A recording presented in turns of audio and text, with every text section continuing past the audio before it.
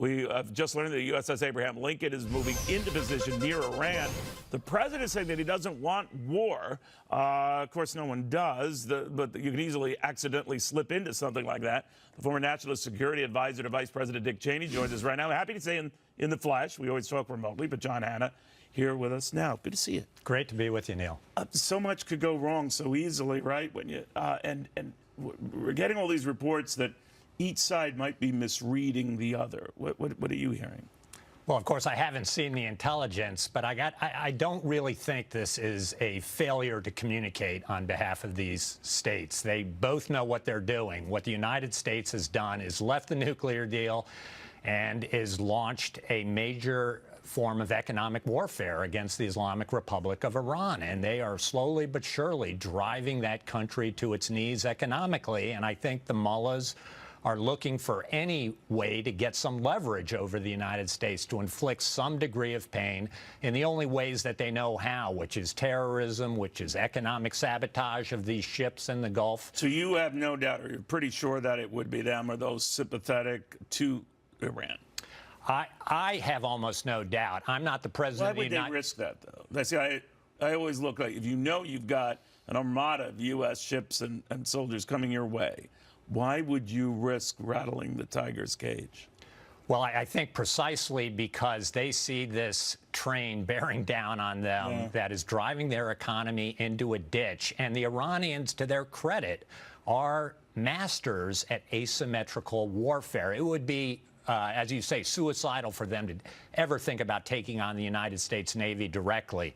But doing things against our allies in the gray zone, just beneath the threshold of something that would actually trigger a U.S. military response. Look at what they've done in Saudi Arabia on the pumping stations in the Gulf against those ships. What would be a U.S. military response, John? An outright invasion of Iran? No, I think what Trump is engaged in right now, I think, is a prudent demonstration of American might to send the signal to the Iranians.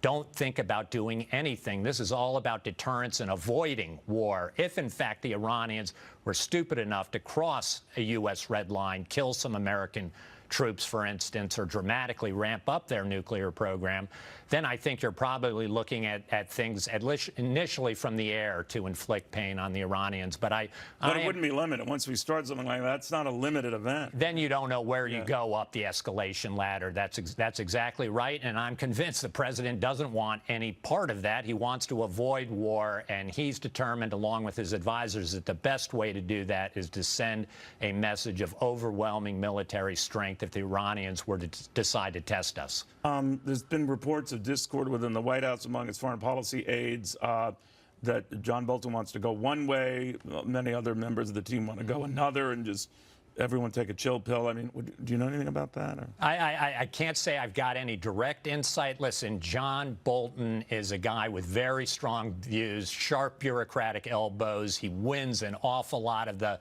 policy debates he gets into. And I think there are a lot of people in Washington looking now for a chance to undermine John. And I think that this is a lot of Washington politics, but I think everybody in the administration is basically on message here that the purpose of this military deployment here is to deter Iran, not to provoke a military conflict. Now, you said at the outset you don't know the intelligence, you can't verify it. Some earlier in the week had questioned it and whether it was worth the response that we're getting. I think it started with we saw some missiles in some Iranian vessels. The Iranians said nothing there, and certainly nothing offensive, and back and forth, this whole communication problem. It's in the eye of the beholder, but we wouldn't be creating a crisis where there was none, would we? I've never been part of a U.S. government. I've been part of 3 administrations that would have done that type of thing. Now, I guess what I'm asking is, it's another weapons of mass destruction. Be careful, you know.